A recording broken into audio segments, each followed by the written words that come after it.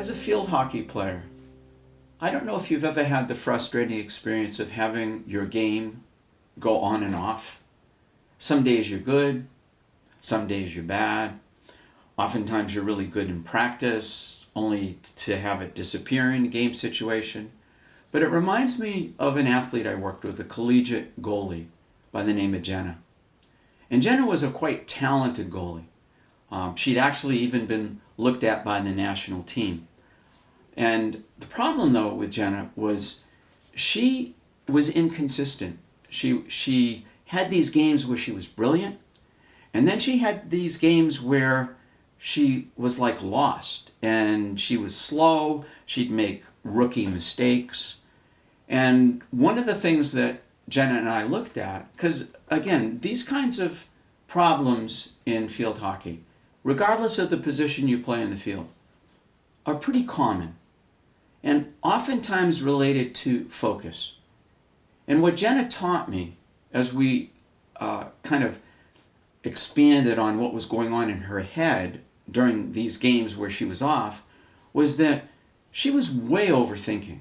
It's like she was coaching herself. She wanted to do well so badly that she was telling herself what she needed to do and where she needed to move and why she shouldn't have done that, and that was a mistake she shouldn't have made.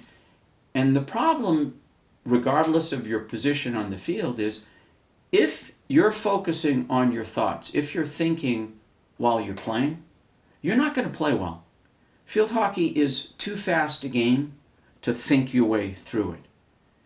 So we helped Jenna in the one-on-one work we did. We helped Jenna to become aware of when her concentration kind of went in her head to her thoughts and left the field, because that's actually what's happening. When you think, you're no longer focusing on the action. And then we helped her reset. We helped her learn to bring her focus back to just what I call seeing, reading, and reacting. Seeing the ball and the situation, reading it instantly, instinctively, and then just reacting. And when we did, Jenna's game got consistently good. The inconsistency completely disappeared. She became much more aware when she started to space out and think about things or try to coach herself, and instead kept her focus in the game. And Jenna went on to have a stellar college career and did make the national team. I talk about Jenna because I want you to understand, if you want to go far in your sport, if you want to play to your potential, you can't leave the mental side to chance. You need to work on developing mental toughness. And the heart of that is learning to control, learning to be aware of and control your focus, your concentration. And there's a number of ways you can do that. You can certainly work with some of the training material that I've developed over the years, because I see these problems all the time. Some of my audios and workbooks. You can do work one-on-one with me. And if you'd like to know what's the best way for you, always feel free to call or email me. But I can promise you one thing.